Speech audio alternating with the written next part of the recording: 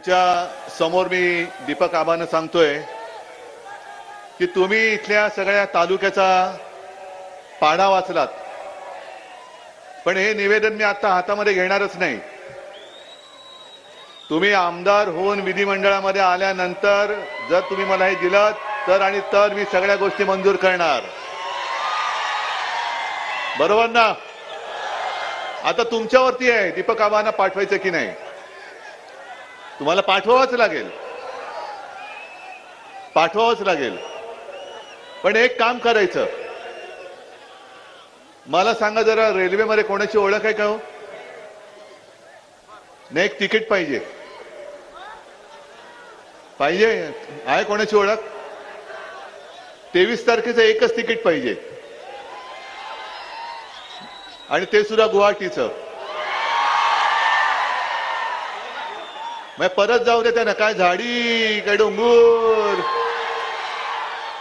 बसा तिकडे, झाडं मोजत बसा.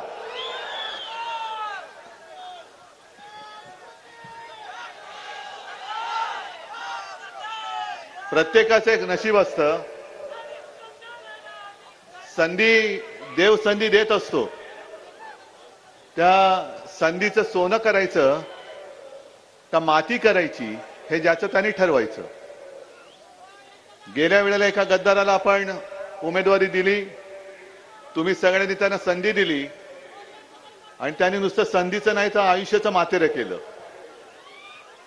किती माज म्हणजे किती माज असायला पाहिजे. लय म्हणजे काय एकदमच लय.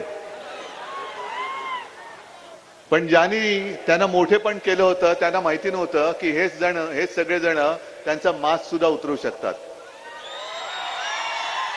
मी आलोय त्यांचा माज उतरवायला आलेलो आहे. मी आलोय गद्दारांना गाडायला आलेलो आहे. आणि मी आलोय ते गद्दारांच्या छाताडावरती पुन्हा एकदा भगवा रोवायला आलेलो आहे. अरे गद्दारांना काय वाटलं? ते गद्दार म्हणजे काय सगळी लोक गद्दार? पण महाराष्ट्राचा इतिहास आहे, महाराष्ट्र कधी गद्दारांना क्षमा करत नाही. आणि या गद्दाराला सांगायचे, तिथला डोंगर तू पाहिलास, पण इथल्या रायगडाचे टकमक टोक नाही पाहिलंस. हे तुला 23 तारखेला दिसणार आहे. त्या टकमक टोकावरनं हे सगळेजण कसा तुझा राजकीय कडेलोट करतील ते बघ. आणि मग तुझी जी काय मस्ती होती, काय नव्हतं दिलं, सगळं दिलं होतं. आणि प्रामाणिकपणाने सांगतो की खरं म्हटलं तर गेल्या वेळेलाच मी दीपक आबांना उमेदवारी देणार होतो, आणि तसं आपलं बोलणंही झालं होतं. पण मध्येच एक तो धरण फोडणारा खेकडा घुसला. कोण तुम्हाला माहितीये?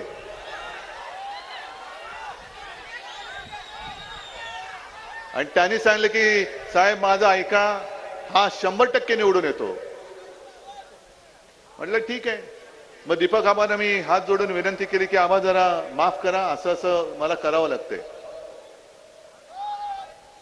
आणि त्यांचं कौतुक मला एवढ्यासाठी वाटतं की त्यांना सांगितल्यानंतर कुठेही लांडी लबाडी केली नाही, गद्दारी तर अजिबात केली नाही, बंडखोरी नाही केली. पण ठीक आहे उद्धवजी, मी आणतो निवडून.